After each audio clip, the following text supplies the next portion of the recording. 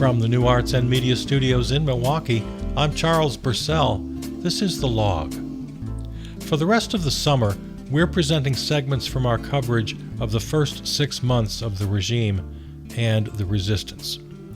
I hope this review and perspective will have value for our fight going forward. This episode features clips from February 2nd and 6th, episodes 500 and 501. As we talk about all these issues of the day, let's keep our eyes on the prize. Let's not lose sight of our own goals and aspirations. I mean, yeah, the Orange Menace has to be stopped.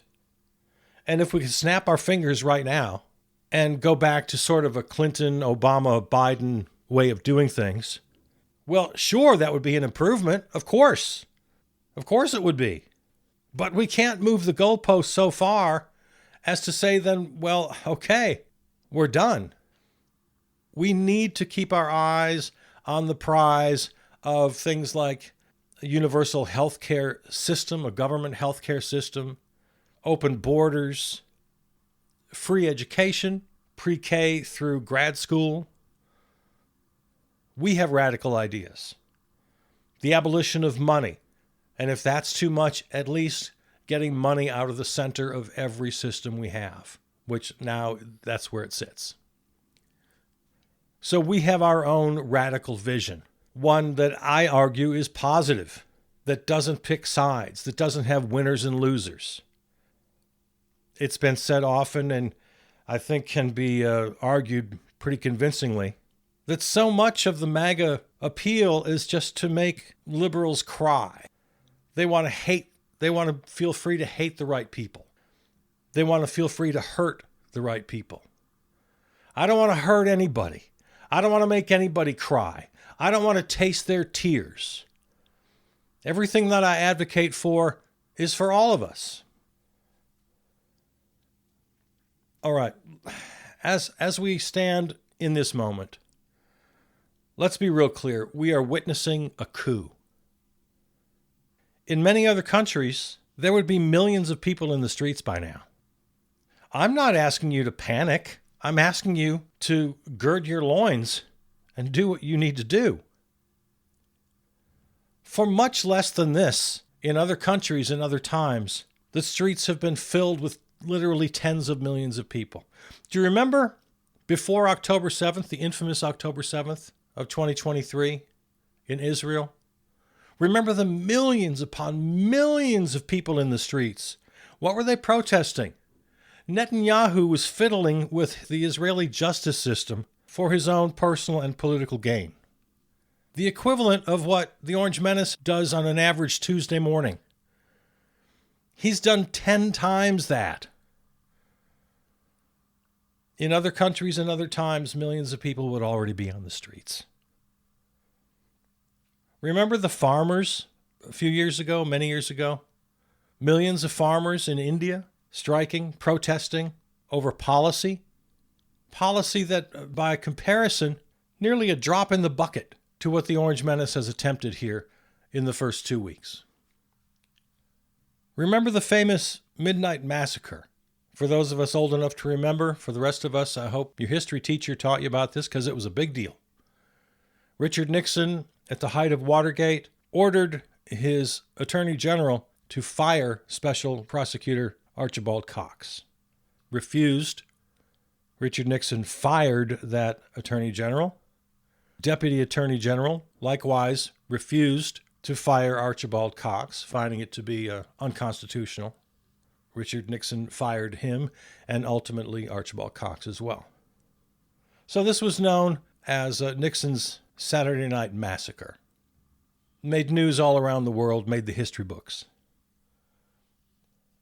With the kind of purging, early 20th century style fascist purging that the Orange Menace has undertaken here, especially in law enforcement, in federal law enforcement, Nixon's Saturday Night Massacre pales by comparison. Let's have some historical perspective here on what's actually happening. MAGA spokespeople like to say how their dear leader has accomplished more in X amount of days than previous presidents had accomplished in X amount of years. Well, to a certain extent, they're absolutely right. He's accomplished to break more laws, to flaunt the Constitution, to disrupt the basic function of the federal government, to put people's lives in danger, to terrorize literally millions of immigrants. Yeah, I'm not going to argue with it. He has exceeded probably every president in the history of the nation. But he's doing it as this hybrid crime boss, fascist dictator. Speaking of crime boss, did you see? He posted a picture of himself, kind of an AI version of himself, to look like a mobster. He's loving this. Yeah, he posted it himself. He's got like this pinstripe suit and a fedora, a little sign behind him that says FAFO, fuck around and find out. He's loving this. He is on literally a criminal rampage right now. He's on a crime spree. This is supervillain kind of level stuff. He needs to be impeached. He gives us new grounds for impeachment every day, every hour practically. People say, oh, you can't talk about impeachment. We got a Republican in the House and Senate. Hey, there's only a 3-vote majority in the Senate and like a 3-vote majority in the House. If we can look some Republicans in the eye and say, at last, sir, have you no decency? If we could just convince a handful. So when I say impeach the Orange Menace, I'm 100% serious. And if this makes me sound like a defender of institutions, like I'm an institutionalist, hey, I'll risk being labeled that. I want to live to fight another day. This USAID, which is basically doesn't exist anymore. U.S. foreign aid just pretty much has been abolished. And your dumb uncle who sits, at the end of the table at Thanksgiving would say, oh, well, we don't need our hard-earned money to go to these people overseas. You know what? He's an idiot. Your uncle at Thanksgiving is a goddamn idiot. According to Stephanie Nolan of the New York Times, just a few things here. A national malaria control program in Uganda suspended. And these are the kind of things. Medical supplies, drugs to stop hemorrhages in pregnant women that treat life-threatening diarrhea in toddlers cannot reach villages in Zambia. Dozens of clinical trials in South Asia, Africa, and Latin America have been suspended. Thousands of people enrolled in the studies have drugs, vaccines, and medical devices in their bodies, but no longer have access to continuing treatment or to the researchers who were supervising their care. The programs that have frozen or folded over the past 6 days supported frontline care for infectious disease, providing treatments and prevention measures that help avert millions of deaths from AIDS, tuberculosis, malaria, and other diseases. And the list goes on and on. I saw some good advice that was passed along from, quote, a high-level staffer for a senator. So I don't know who this is. I don't know who to source. But if it's worth anything, this high-level staffer did give some advice. And that is that every person in Congress, every representative, every senator, they absolutely do listen to their constituents. They are susceptible to pressure. Now, I've been telling you kind of a all-hands-on-deck approach. Write emails, write letters, make phone calls, etc., etc. This person disagrees. And, so for what it's worth here, they say that letters get tossed in the wastebasket. I didn't know that. I thought letters worked. They also say that emails are largely ignored, that petitions are largely ignored. I didn't know any of this. According to this source, phone calls, that's what works. And there are two things. Personal appearances. Go and meet your representative face-to-face. They have a town hall meeting, something like that. If you can get yourself to Washington, and get in their office. I've done that a couple times. So if you can get yourself to Washington, if you can get to an event where they're taking questions, get up face-to-face with your representative and be specific, ask questions, give them your opinion, make it count. And then according to this person, the next best thing is to make calls, multiple calls. You should be making multiple calls every day, as many as you can. Again, be specific. Don't just leave a message. What you want to do is you want to ask for a staffer. You say something like, I'd like to speak with the staffer who would be in charge of Medicare and Medicaid policy, for example. And the person on the phone might say, well, we don't really have a point person for that. Can I help you? Fine. Okay, then talk to that person. Apparently, at least according to this person, this makes a huge difference. Republicans, Democrats, doesn't matter. They are impacted by face-to-face conversations and by phone calls, voice-to-voice phone calls. So, for what it's worth, there's some advice. I'm looking at the post right now. Let's see. Give them your zip code. They won't always ask for it, but make sure you give it to them so they can mark it down. Make it personal. You can even say, I voted for you. I voted for you in the last election, but I'm really worried about such and such. I'm a teacher. I'm a doctor. I'm something, and I really feel strongly. I'm really appalled by XYZ. And then pick one or two specific things per day. This is the advice. Pick one or two specific things per day to focus on. Don't rattle off everything you're concerned about like I do.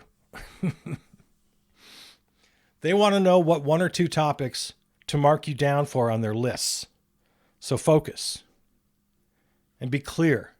I'm disappointed that Senator X said ABC. Or I want to thank the senator for that vote. Thank you. That was the right thing to do. Whatever it is, be specific, be clear. And then some final advice in this post. Get a little organized about it. Put the phone numbers, the relevant phone numbers in your phone where you can find them easily.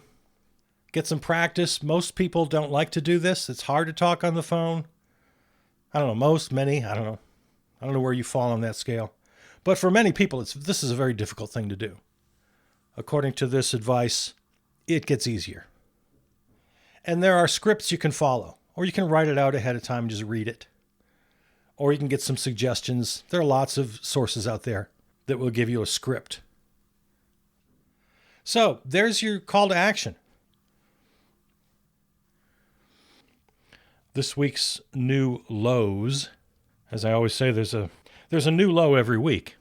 There's a couple of them.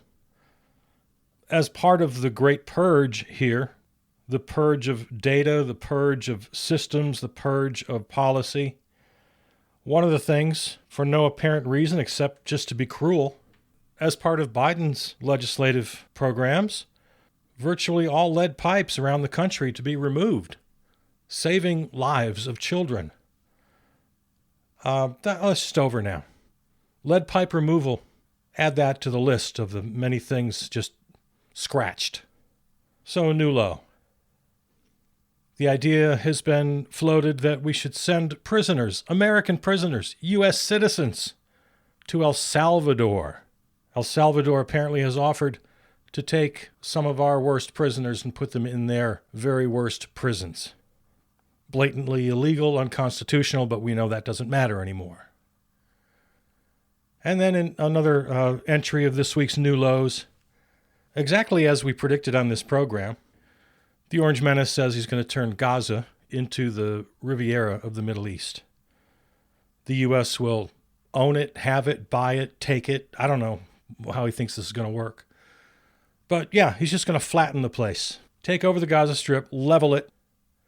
Asked if he will deploy troops to do it, he says, yeah, we'll do it, maybe, if it's necessary. Take it over, develop it.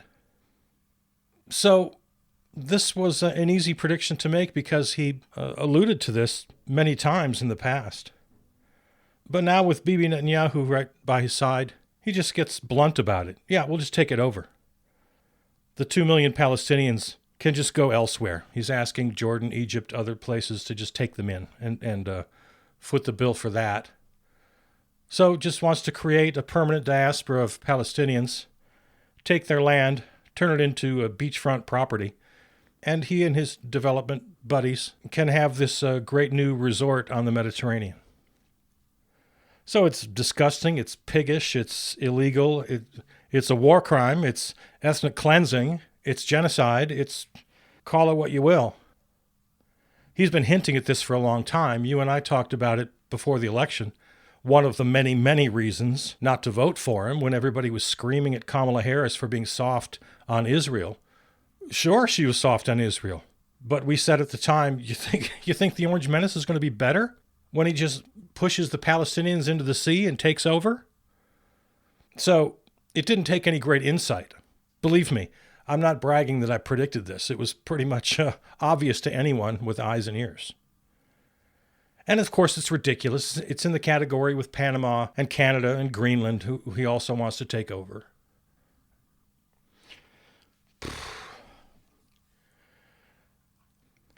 Apparently, there's been a rash of ICE impersonation with this immigration crackdown.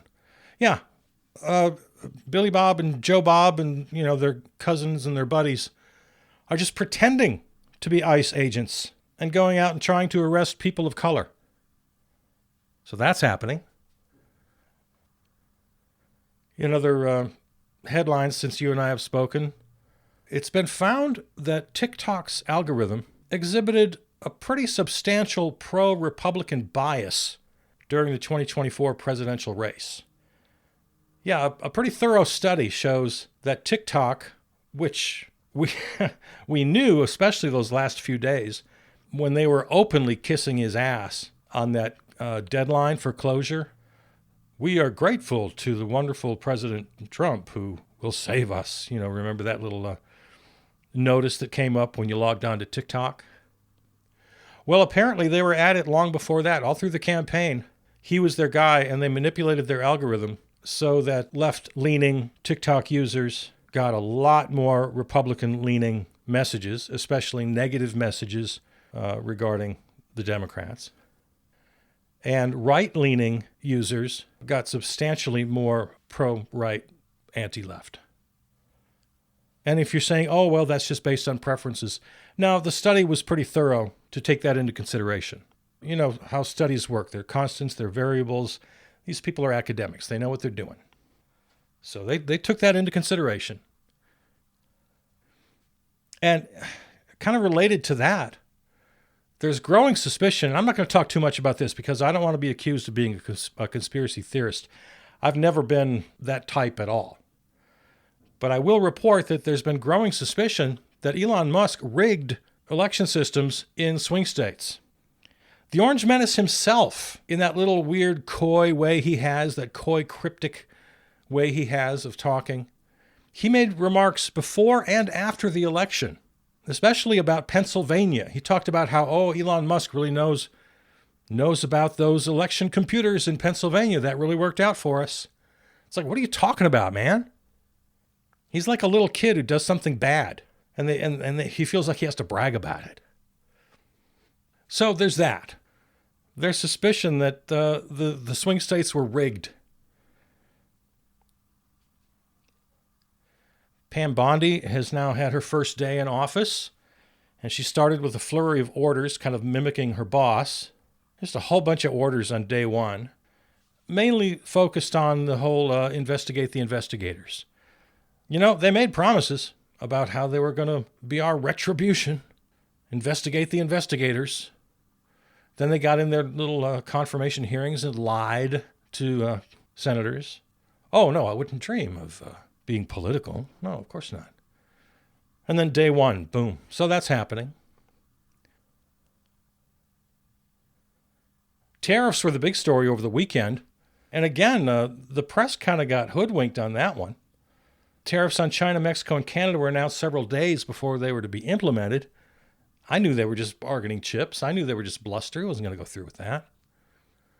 But they got all the attention because if they had gone through, according to the people who know about these things, it would have been a major hit on the world economy. Put the price of groceries through the roof and washing machines and everything else. So, I guess I get it.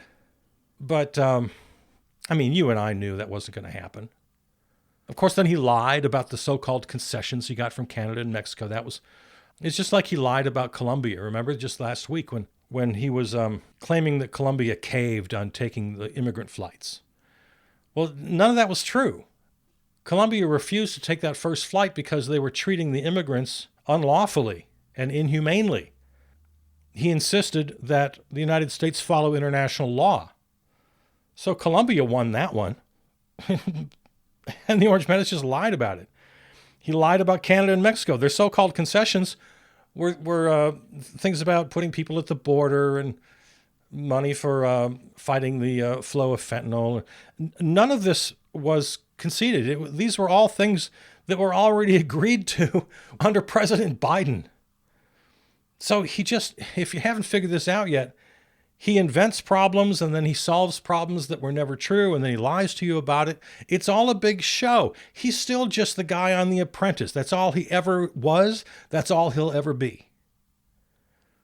And all the while, through that whole weekend, people just obsessed with tariffs, Elon Musk was breaking into the U.S. Treasury and shutting down USAID. And by now, just a few days in, this takeover of the U.S. government is virtually government-wide. Thousands of career civil servants just fired, laid off, put on leave, purged because of a perceived insufficient loyalty to dear leader. Whole internal systems, access to funds, access to personal information for virtually all Americans in the hands now of Elon Musk and his lost boys. There was a little detail about this that really struck me. Over the weekend, Democratic members of the House and Senate tried to enter the USAID building where Musk and his boys were doing their dirty work. But these members of the House and Senate were denied entry. What? I don't know what that means. By whom? Who denied their entry? The reason this struck me, it's way beyond words. It's way beyond bluster. It's even beyond meddling inside computer systems. We now have physical guards denying entry of United States representatives and senators into a building where Musk and his lost boys are doing God knows what. That just really struck me as, man, how does that escalate? Physical guards? So, yeah, these members of Congress just turned and left. Okay.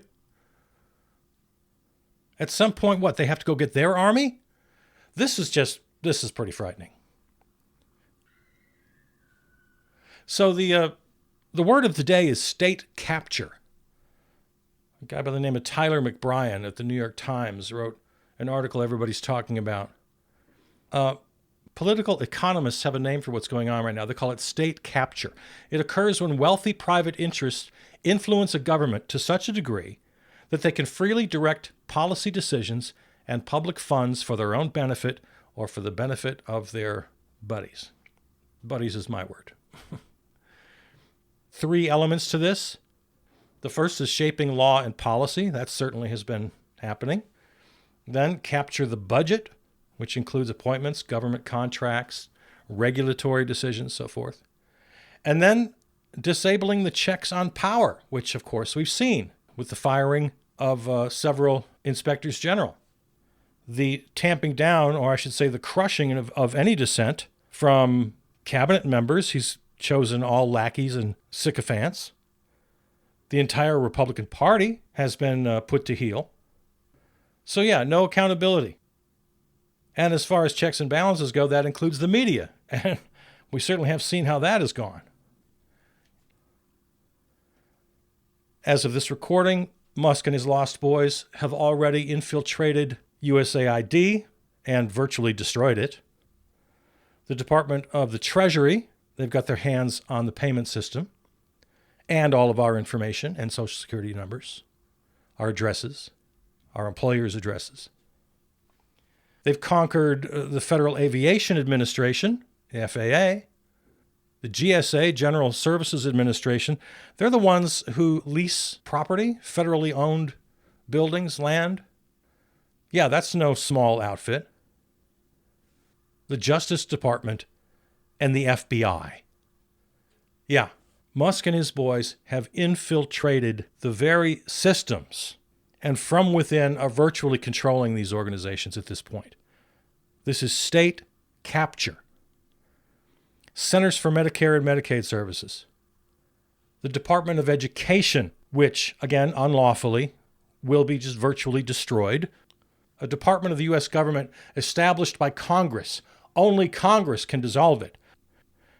The Department of Labor, the Small Business Administration, the U.S. Office of Personnel Management, the human resources of the entire federal government, and just today, the CIA.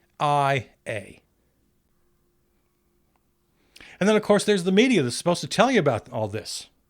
We learned last week that the New York Times, NBC News, and NPR and Politico have all been booted from the Pentagon, no longer able to use resources at the Pentagon to do their job. They can still report, but no, you can't use a telephone in the building here. You can't have a desk or a chair. You can't use an outlet. Now, those are reserved now for, and this is not a joke, Breitbart News, BuzzFeed, and One America News. Yeah. And as regards the media, it's been long promoted by MAGA that they want to reform libel laws, making any news media, even individual podcasters like yours truly, more easily susceptible to censorship, using the power of the state to shut people up. What they don't destroy, they'll take over. And what they can't take over, they'll destroy. So it's right now, today, we have to get out and fight this. And I'll leave you with this. They are beatable. We absolutely can win, but we have to move fast while we still have power. That's the whole point. They're taking away our power. And they will succeed if we don't fight back. The very power they're trying to take away. Use it or lose it. And for those of you who feel overwhelmed, that's going to be the word of the year, probably, overwhelmed. I'll leave you with this quote from Dan Savage, which I just love. And I'll leave you with a little inspiration. Anyone who tells you that making time for joy, however you experience or define it, is a distraction or a betrayal has no idea what they're talking about. During the darkest days of the AIDS crisis, we buried our friends in the morning, we protested in the afternoon, and we danced all fucking night. The dance kept us in the fight because it was the dance we were fighting for.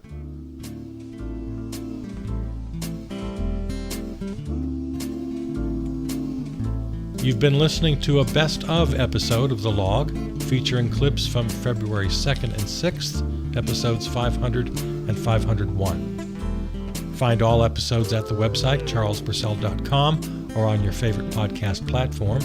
Follow on Substack and Blue Sky. Thanks to our home station, River West Radio in Milwaukee, Peter Donalds wrote and performed the theme song. I love you. See you out there.